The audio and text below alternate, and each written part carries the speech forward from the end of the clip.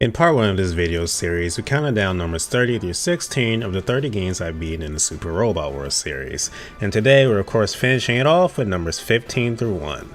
A reminder to everyone that the goal for 2021 is to reach 5,000 subscribers here on YouTube, and with your help, I know we can do it. So leave a like and be sure to subscribe for more awesome content like this. And remember, this is a lot of personal opinion mixed with objectivity, so if a favorite of yours isn't placed where you think it should be, don't take it personally.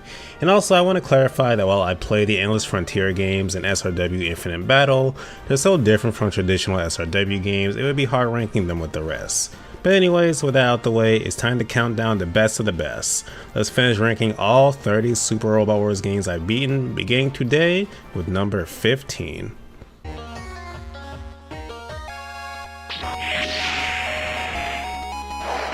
We're starting off today with SRWD at number 15, and this entry to this day remains a very unique one. It was set in a post-apocalyptic setting using Ghetto Robo Armageddon's post-nuclear wasteland as a backdrop, and because of this bleak setting, we saw the debut of several shows that could take full advantage of this setting, like the aforementioned Ghetto Robo Armageddon, Big O, and maybe even most shockingly, Megazone 23.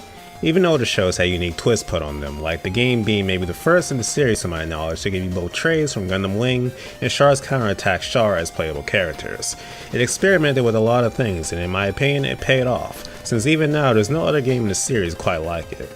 There's one very unfortunate problem with SRWD that I must mention, and that's the fact that the game has a glitch that renders the defensive stats of super robots useless, making it so that they take the same amount of damage as their speedy real robot counterparts. This sucks, majorly, since you effectively don't have any real tanks like you should, but even this wasn't enough to stop Super Robot Wars D from being the amazing entry that it is.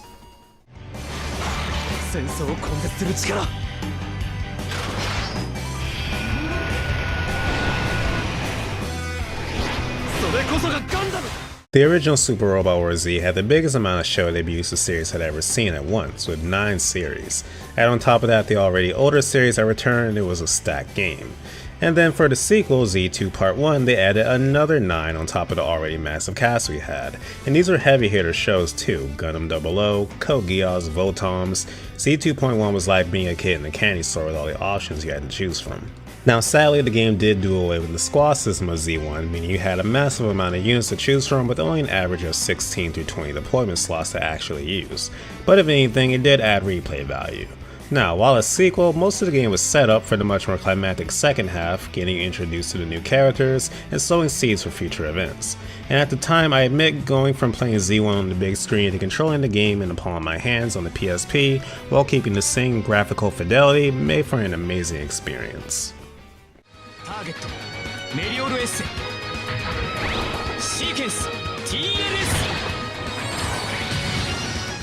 OG Second was a long-awaited continuation of the OG series after OG Gaiden, and with it came a brand new engine that to this day is the apex of visuals the series has reached. I watch the visuals in every SRW game I play, but often there comes a point where I start skipping a lot of them to save time or just because I've seen the animation a million times. But with OG Second, it was rare that I skipped any just because of how enamored I was with the step up in graphics and animations for the series. Amazing graphics aside, it was just another great solid entry in the OG series. The other elemental lords besides Masaki finally got introduced and they fit right in with the rest of the cast. Ibis finally got her story concluded and the seeds started to be sowed for Alpha 3's plot to be included one day. Toma from Alpha 3 even showing up early here. I did miss some militaristic political overtones of the earlier games that were now mostly absent, but I love this cast of characters so much that it wasn't even a deal breaker. Whenever I go back to replay the OG series, I think this particular entry is the one I'm looking forward to most revisiting.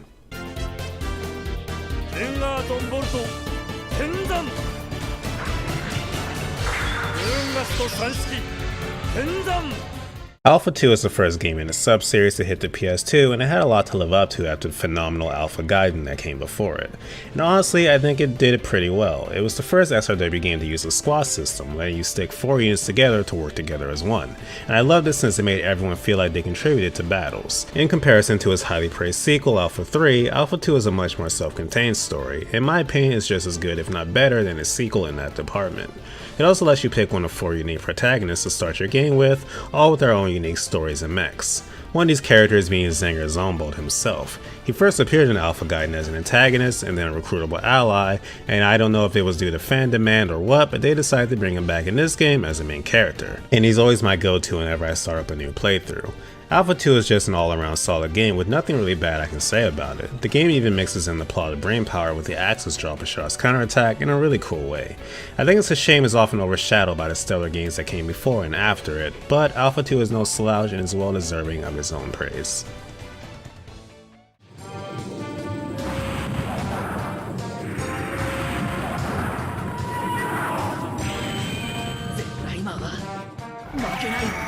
Out of all the games on the list, MX may be the one that took me most by surprise. I was hesitant to try for a while because I had heard there was no Gundam plot in it, and back then Gundam was one of my main biggest draws to SRW, and it was a game I didn't hear many in the community talk about compared to others. But eventually I gave it a try and was blown away by how great it was. Both Zeorymer and Rosafon debuted here, and this game made me instant fans of both. So much so that I stopped part way just to watch the Rosafon anime before continuing because I was so into the characters and plot. MX also let you choose the order in which you tackle scenarios, and while this wasn't the first time the series had done it, it was the first time I experienced it, so it felt fresh and new for me. Other than that, MX was just a very solid game. The story kept my interest from beginning to end, and the lack of Gundam actually helped it feel unique from most games in the series I'd played before. In this game you had a choice of two original mechs, and the Gamma Raid is not only my favorite of the two, but one of my favorite OG mechs period now. Don't be like Young Bao and skip over MX, it's well worth your time.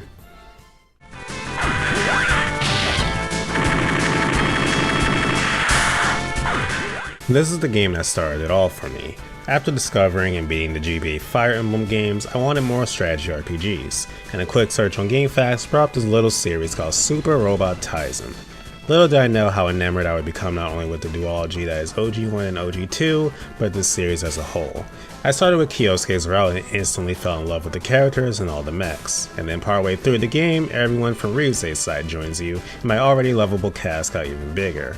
OG1 to this day remains just one of the best strategy RPGs I've ever played and one of the best gateways into any series in my opinion. It's still the one I recommend highly to newcomers looking to get into SRW, and it's for a good reason. You just can't help but fall in love with these characters and the world they inhabit. Everyone I've convinced to try OG1 has become a fan of the series without fail, and that's saying a lot.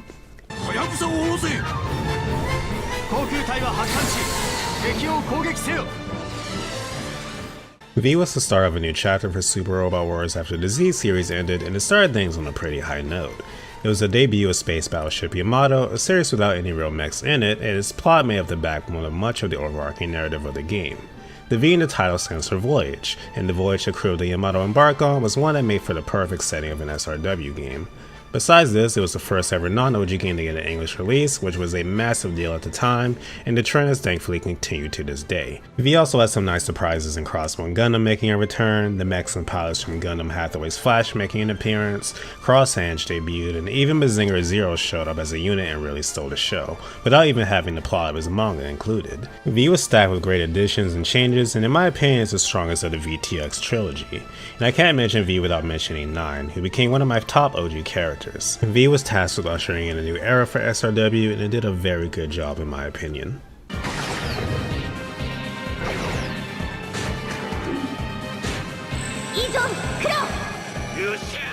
I've talked about games on this list with surprising roster entries, but I don't think any can compare to the outlandish picks that were in UX. SC Gundam, Stanley's Hero Man, Demon Bane, somehow Hatsune Miku. It was a strange and unique assortment of series, and the most shocking part is that they all somehow work well enough to create one of the most compelling narratives SRW has seen. For such a random assortment of shows, the cast had a surprising amount of chemistry that made the journey very easy and fun to follow. The original cast of this game in particular is a group I ended up growing more attached to than I would have ever thought. What I liked about them most is that they're all flawed, and these flaws drove them to bond together and grow stronger. They're very well written and worth playing for alone. The move to the 3DS meant the Nintendo handheld games are now fully voiced as well, and it was a much appreciated addition that made me more immersed than ever. UX doesn't get mentioned a lot in the conversation for best games in the series because of it being on the 3DS, but it's not an entry you should overlook.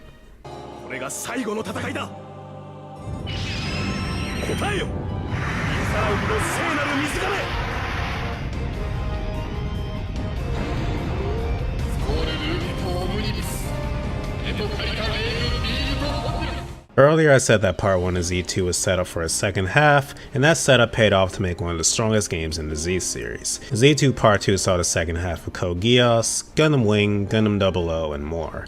And even with all the shows it was juggling, it added in Testagen 28 and Macross 7, and had them fit in quite well with the rest of the cast. This game also had who I feel is one of the best written OG characters ever in Uther. I won't go into large detail here, but he goes from a meek and kind young man to a ruler of an entire nation of people that isn't afraid to make impossible decisions. And this happens because of harsh circumstance, not by choice, so it's a bit of a tragic development in its own way. And this game also features an amazing what-if route of what would happen if the Black Knights had never betrayed Lelouch Code Geass, and as a massive fan of the show, it's extremely satisfying. Z2.2 just covers so much as a thrill ride from beginning to end. The game even starts with the chaotic events of Code Geass' Season 1, Hero detonating his Gundam in Gundam Wing, the Gundam 00 boys being defeated during the final events of Season 1, and the crazy prologue of Getter Robo Armageddon. It's just a crazy ride from beginning to end, and it was just an amazing sequel not only to Part 1 of Z2, but Z1.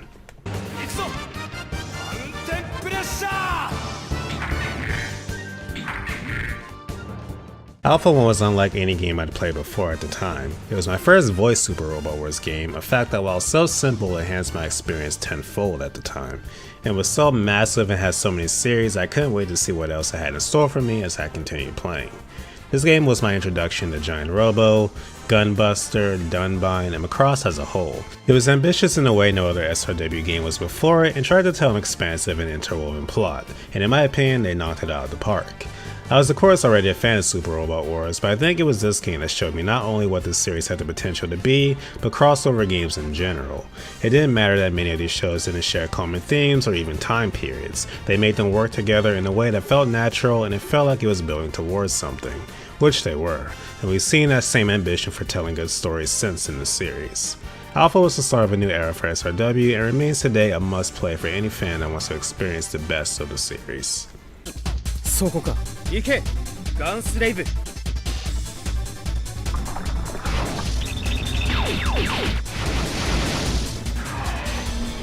Alpha 3 could be seen as the culmination of what Alpha 1 began. If Alpha 1 was the start of an era, Alpha 3 could be considered the end of one, with the usual prolific 70s and 80s shows slowly fading out of the spotlight after this to make way for newer shows. It had 33 different series represented, which at the time was unheard of and absolutely insane, and has only since been topped by the Z games. With 33 series comes a lot of units, and Alpha 3 throws more at you than you know what to do with well over 100. It really feels like you can make your dream roster here, and the amount of fan service for not only fans of these shows, but fans that have stuck with the Alpha series over the course of its 4 games will put a smile on your face. By the time the credits rolled, I got legitimately emotional and felt like I had just witnessed the end of something special. And looking back, I really did. While Z3 attempted to be, there has not been a game quite like Alpha 3 since, and I'm not sure there ever will be.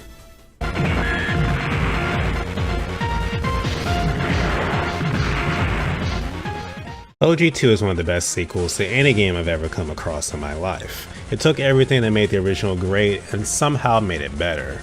More great characters, more badass mechs, deeper stakes, more political intrigue, more catchy music, and pretty much anything else you can think of. This game was my first exposure to my favorite original character, Lamia, and her story was one that resonated with me greatly at the time of playing, as she was someone that had to break free of people controlling her and find her own freedom and path in life. The other new characters of the cast fit in so perfectly with the original cast you would have thought they were always there.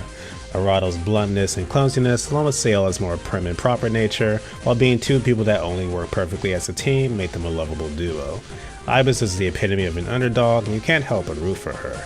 And Yuki along with Carla make for very believable enemies turned allies. We even got further development of the original cast, like Rai's strange relationship with his brother being explained, and Aya's youth as a child experiment being revealed. Just thinking about it blows my mind how they made an already amazing game and made an even better version immediately after that blows the first out of the water. It's literally the perfect sequel. If OG1 made me a fan, OG2 is what solidified me as a fan of Super Robot Wars for life.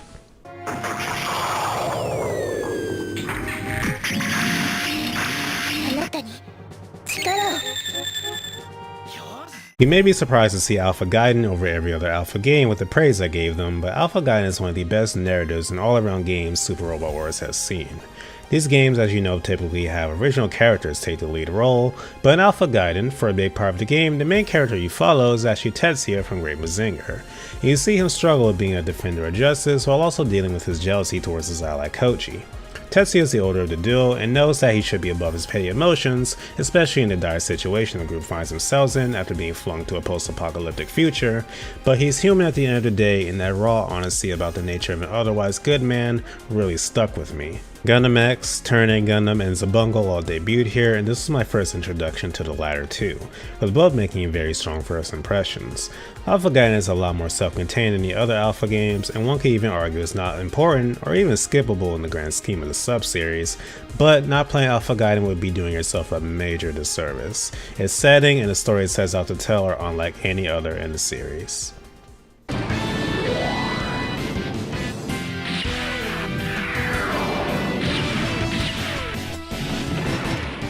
W to this day remains the best handheld Super Robot Wars game and is easily one of the best RPGs I've ever played. W did something almost no other game in the series has attempted and used a time skip midway. Not only was the time skip itself done extremely well, using the Bloody Valentine tragedy from Gundam Seed as the basis for it, but allowed for multiple seasons of shows to appear in one game. The entire Galgaigar plot from beginning to end is in W, for example, a feat which has not been achieved before or since this game. The cast of originals in this game, the Trailer family, are also my favorite ensemble of originals ever. Seeing them all grow over the course of the game was a treat, and honestly that goes for all of this cast. The crews of Full Metal Panic, Nadesco, Go Lion, they all interacted so well together and really grew as people. It's a bit hard to convey just how good W is to someone that hasn't played it. Everything the game had was just top notch for the time, and the levels of fan service spread throughout the game are a treat. There's even a stage that lets you control Tekken Man Evil. Ask anyone that's played W and they'll let you know how special it is, and it more than earns that reputation as a fan favorite.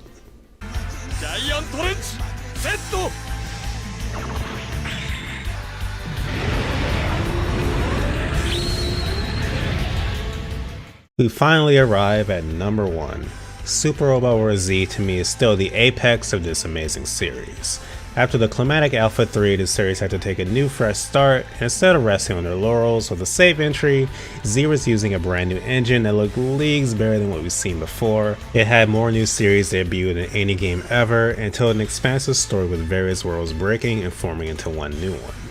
And this wasn't some throwaway crossover plot. The game actually went into detail about the kind of political and humane ramifications such an event would have, how world governments would allocate territory and govern, how marginalized people would be affected.